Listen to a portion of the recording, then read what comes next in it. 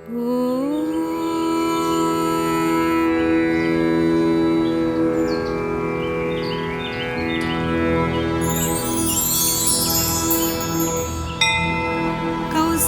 सुप्रजा रामपूर्वा सन्ध्या प्रवर्तते। उत्तिष्ठ नरशार्दूल कर्तव्यं दैवमाह्निकम्।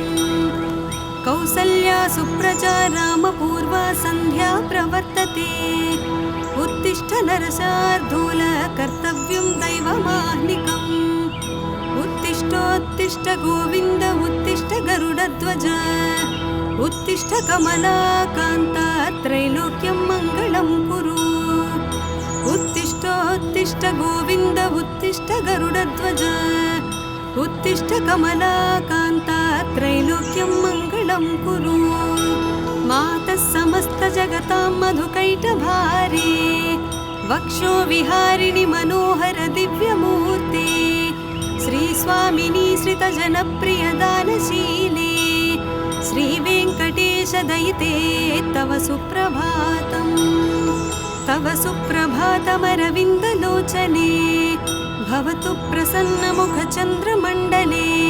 विधिशङ्करेन्द्रवनिताभिरर्चिते। वृषशैलनाथ दयिते दयानिधे। अत्यादिसप्तऋषयः समुपास्य सन्ध्याम्। आकाशसिन्धुकमलानि मनोहराणि। आदाय पादयुगमर्चयितुं प्रपन्नाः। शेषाद्रिशेखर विभो तव सुप्रभातम्। पञ्चाननाब्ज भव षण्मुखवासवाद्याः। त्रैविक्रमादिचरितं विबुधास्तुवन्ति। भाषापतिः पठति वासरशुद्धिमारात्।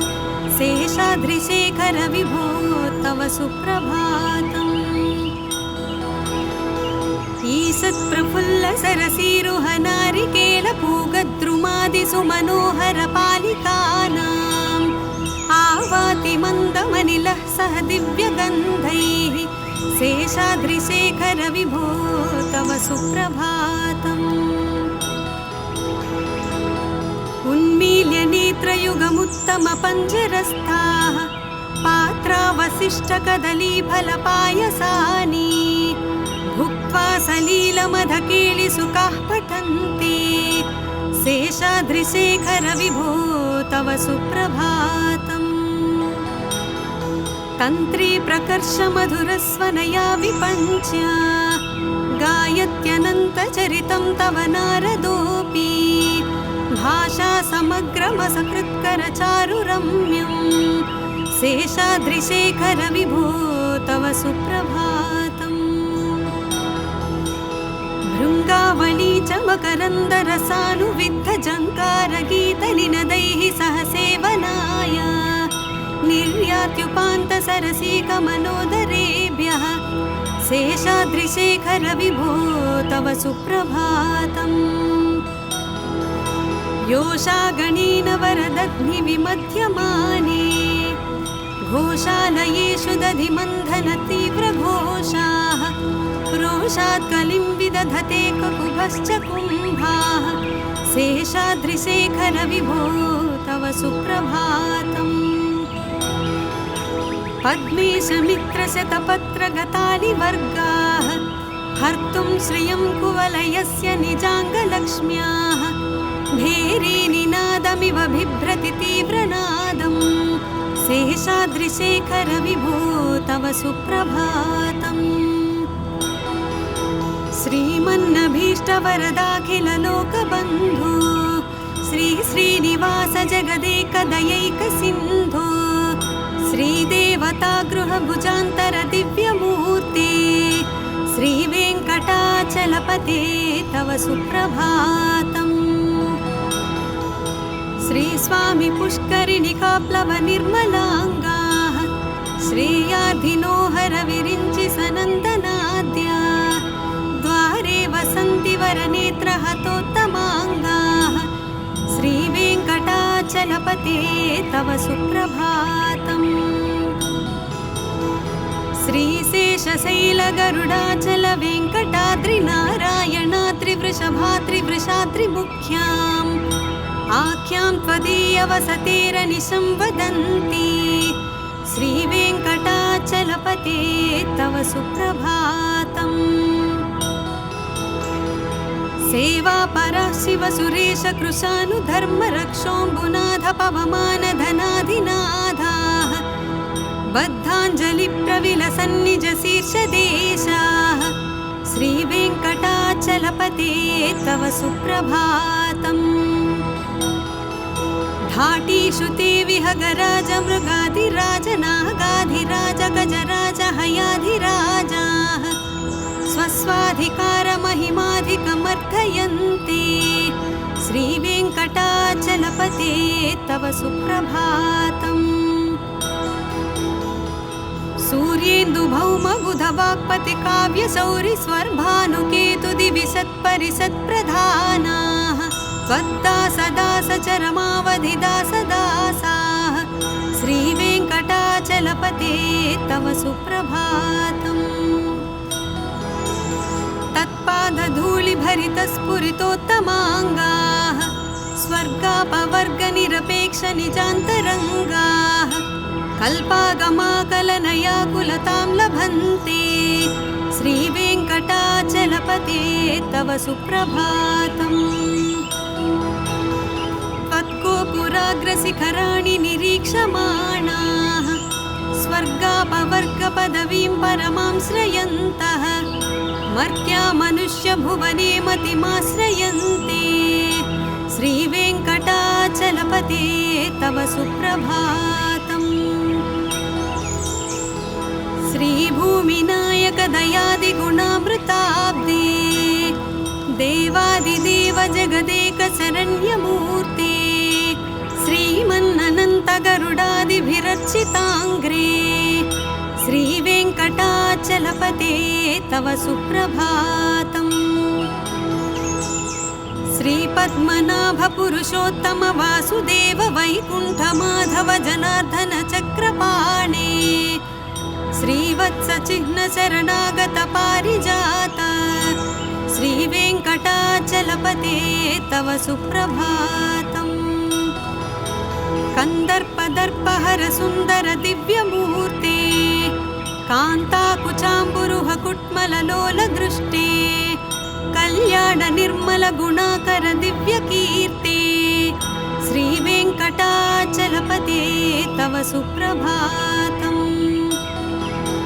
मीनाकृते कमठकोल नृसिंहवर्णिन् स्वामिन् परश्वदतपोधन रामचन्द्र शेषांश रामयदुनन्दन कल्किरूप श्रीवेङ्कटाचलपते तव सुप्रभातम्। येलालवङ्गघनसार सुगन्धितीर्थम् दिव्यं वियत्सरितु हेमघटेषु पूर्णम् धृत्वाद्यवैदिकशिखामणयः प्रहृष्टाः तिष्ठन्ति वेङ्कटपते तव सुप्रभातम्। भास्वानुदीति विकचानि सरोरुहाणि सम्पूरयन्ति निनदैः ककुभो विहङ्गा श्रीवैष्णवा सततमर्धितमङ्गलास्ते धामाश्रयन्ति तव वेङ्कटसुप्रभातम्। ब्रह्मादयासुरवराः समहर्षयस्ते सन्तः सनन्दनमुखास्त्वदयोगिवर्याः धामान्तिके तव हि मङ्गलवस्तुहस्ताः श्रीवेङ्कटाचलपते तव सुप्रभातम्। लक्ष्मीनिवासनिरवद्यगुणैकसिन्धो संसारसागरसमुत्तरणैकसेतो वेदान्तवेद्यनिजवैभवभक्तभोग्य श्रीवेङ्कटाचलपते तव सुप्रभातम्। इत्थं वृषाचलपतेरिह सुप्रभातम्। ये मानवाः प्रतिदिनं पठितुं प्रवृत्ताः तेषां प्रभातसमये स्मृतिरङ्गभाजां प्रज्ञां परार्धसुलभां परमां प्रसूते।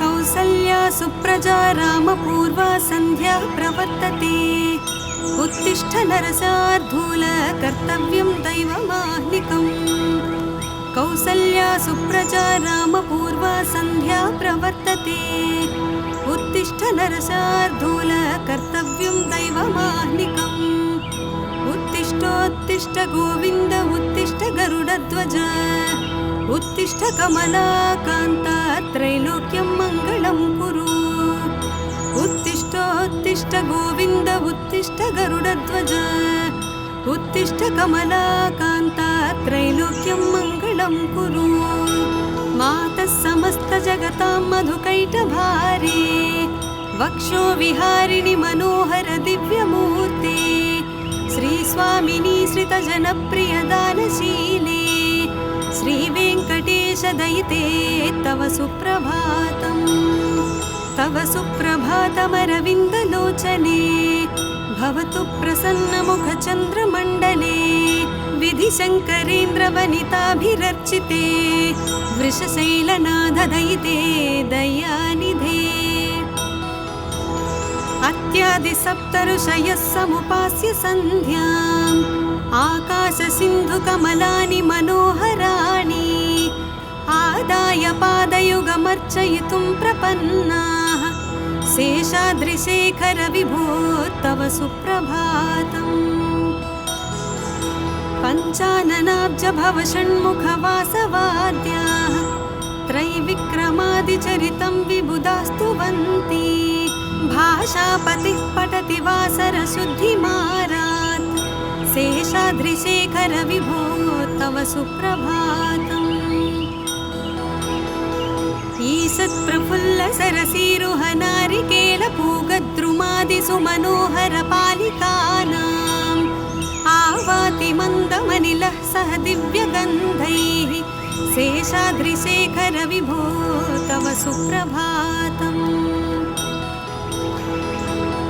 उन्मील्य नेत्रयुगमुत्तमपञ्जरस्थाः पात्रावशिष्टकदलीफलपायसानि भुक्त्वा सलीलमधकेलिसुखाः पठन्ति शेषाद्रिशेखर विभो तव सुप्रभातम्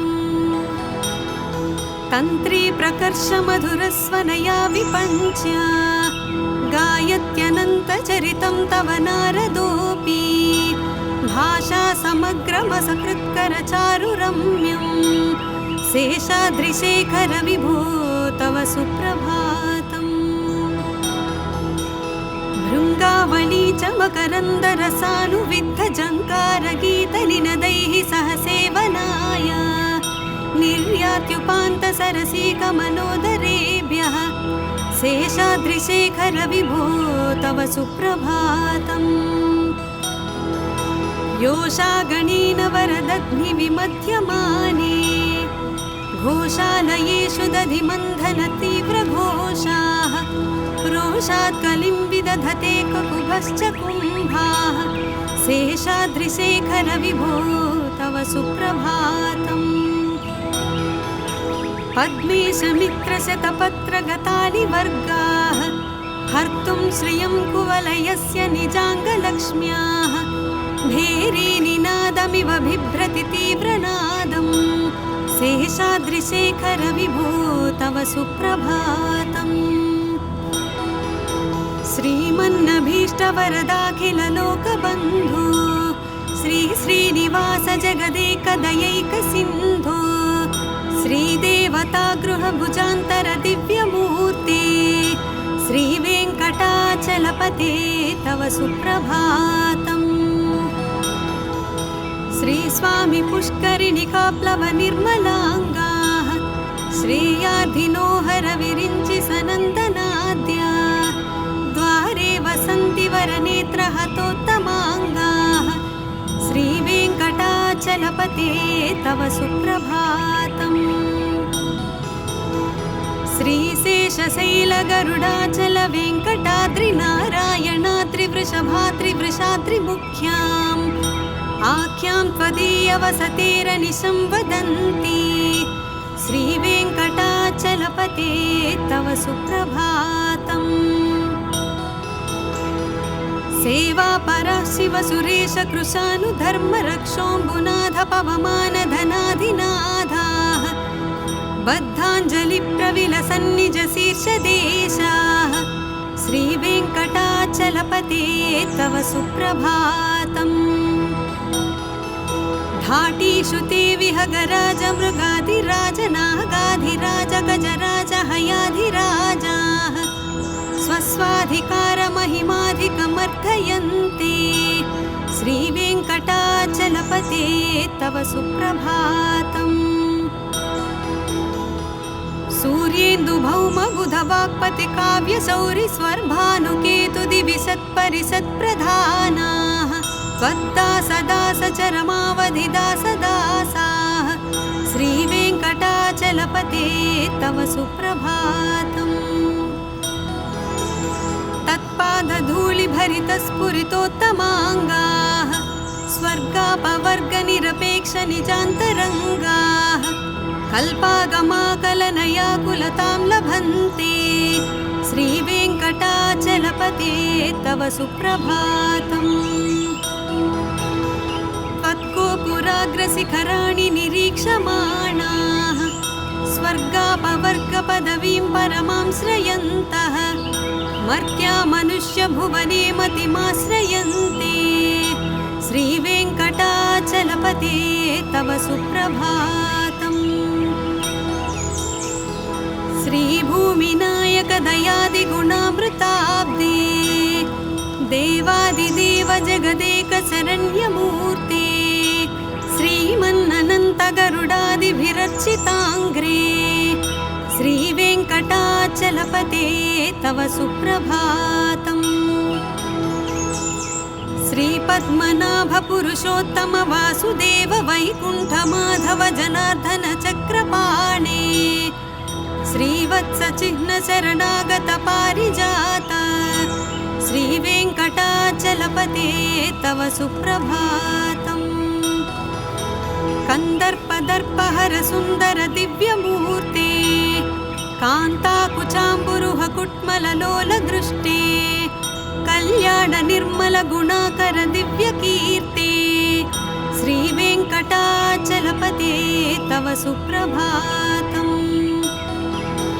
मीनाकृते कमठकोल नृसिंहवर्णिन् स्वामिन् परश्वदतपोधन रामचन्द्र शेषांश रामयदुनन्दन कल्किरूप श्रीवेङ्कटाचलपते तव सुप्रभातम्।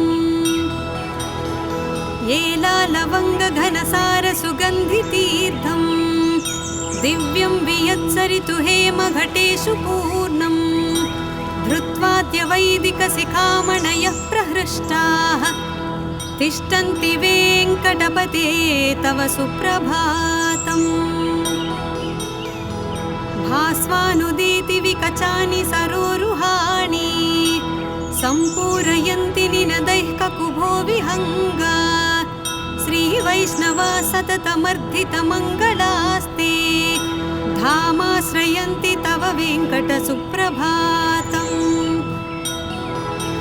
ब्रह्मादयासुरवराः समहर्षयस्ते सन्तः सनन्दनमुखास्त्वदयोगिवर्याः धामान्तिके तव हि मङ्गलवस्तुहस्ताः श्रीवेङ्कटाचलपते तव सुप्रभातम्।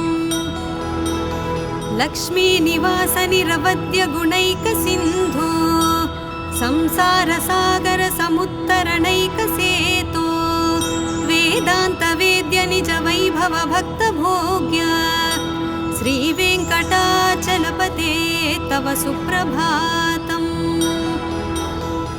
इत्थं वृषाचलपतेरिह सुप्रभातम्।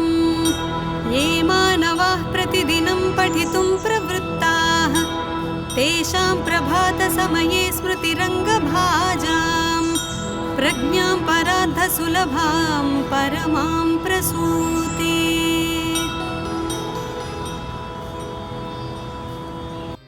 ॐ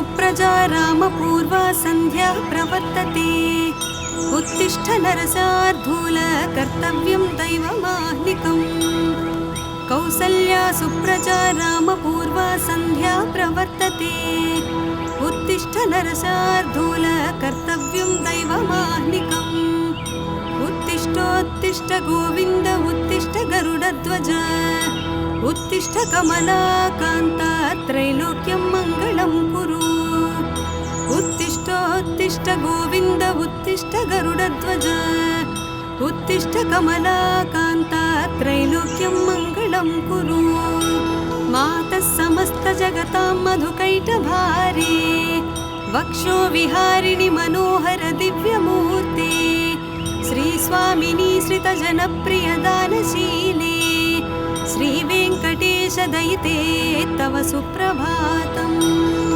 तव सुप्रभातमरविन्दलोचने भवतु प्रसन्नमुखचन्द्रमण्डले विधिशङ्करेन्द्रवनिताभिरर्चिते वृषशैलनाथदयिते दयानिधे अत्यादिसप्तऋषयः समुपास्य सन्ध्याम् आकाशसिन्धुकमलानि मनोहराणि आदाय पादयुगमर्चयितुं प्रपन्नाः शेषाद्रिशेखर विभो तव सुप्रभातम् पञ्चाननाब्ज भव षण्मुखवासवाद्याः त्रैविक्रमादिचरितं विबुधास्तुवन्ति भाषापतिः पठति वासरशुद्धिमारात् शेषाद्रिशेखर विभो तव सुप्रभातम् ईषत्प्रफुल्ल सरसीरुह नारिकेलपूगद्रुमादिषु मनोहर पालिकानाम् आवाति मन्दमनिलः सह दिव्यगन्धैः शेषाद्रिशेखर विभो तव सुप्रभातम् उन्मील्य नेत्रयुगमुत्तमपञ्जरस्थाः पात्रावशिष्टकदलीफलपायसानि भुक्त्वा सलीलमधकेलिसुखाः पठन्ति शेषाद्रिशेखर विभो तव सुप्रभातम् तन्त्री प्रकर्ष मधुरस्वनया विपञ्च्य गायत्यनन्तचरितं तव नारदोऽपि भाषा समग्रमसकृत्करचारुरम्यम् शेषाद्रिशेखर विभो तव सुप्रभातम् भृङ्गावली च मकरन्दरसानुविद्धजङ्कारगीतनिनदैः सह सेवनाय निर्यात्युपान्तसरसीकमनोदरेभ्यः शेषाद्रिशेखर विभो तव सुप्रभातम् योषागणेन वरदग्निविमध्यमाने घोषालयेषु दधिमन्थनतीव्रघोषाः रोषात् कलिं विदधते ककुभश्च कुम्भाः शेषाद्रिशेखर विभो तव सुप्रभातम् पद्मेशमित्रशतपत्रगतानि वर्गाः हर्तुं श्रियं कुवलयस्य निजाङ्गलक्ष्म्याः भेरीनिनादमिव बिभ्रति तीव्रनादम् शेषाद्रिशेखर विभो तव सुप्रभातम् श्रीमन्नभीष्टवरदाखिललोकबन्धो श्रीश्रीनिवास जगदेकदयैकसिन्धो श्रीदेवतागृहभुजान्तर दिव्यमूर्ते श्रीवेङ्कटाचलपते तव सुप्रभातम् श्रीस्वामी पुष्करिणिकाप्लव निर्मलाङ्गाः श्रेयाधिनोहर विरिञ्चि सनन्दनाद्या द्वारे वसन्ति वरनेत्रहतोत्तमाङ्गाः श्रीवेङ्कटाचलपते तव सुप्रभातम् श्रीशेषशैलगरुडाचल वेङ्कटाद्रिनारायणाद्रिवृषभाद्रिवृषाद्रिमुख्याम् आख्यां त्वदीयवसतेरनिशं वदन्ति श्रीवेङ्कटाचलपते तव सुप्रभातम् सेवापरः शिवसुरेश कृशानुधर्मरक्षोऽम्बुनाथ पवमानधनाधिनाथाः बद्धाञ्जलिप्रविलसन्निजशीर्षदेशाः श्रीवेङ्कटाचलपते तव सुप्रभातम्। धाटीषु ते विहगराज मृगाधिराज नागाधिराज गजराज हयाधिराजाः स्वस्वाधिकारमहिमाधिकमर्थयन्ते श्रीवेङ्कटाचलपते तव सुप्रभातम्। सूर्येन्दुभौमबुधवाक्पतिकाव्यसौरि स्वर्भानुकेतुदिविसत्परिसत्प्रधानाः त्वद्दासदासचरमावधिदासदासाः श्रीवेङ्कटाचलपते तव सुप्रभातम्। तत्पादधूलिभरितस्फुरितोत्तमाङ्गाः स्वर्गापवर्गनिरपेक्षनिजान्तरङ्गाः कल्पागमाकलनयाकुलतां लभन्ते श्रीवेङ्कटाचलपते तव सुप्रभातम्।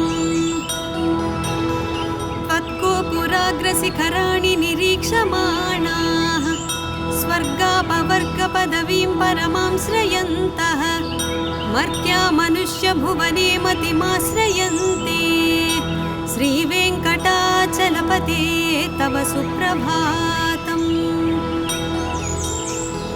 श्रीभूमिनायक दयादिगुणामृताब्दे देवादिदेव जगदेक शरण्यमूर्ते श्रीमन्ननन्त गरुडादि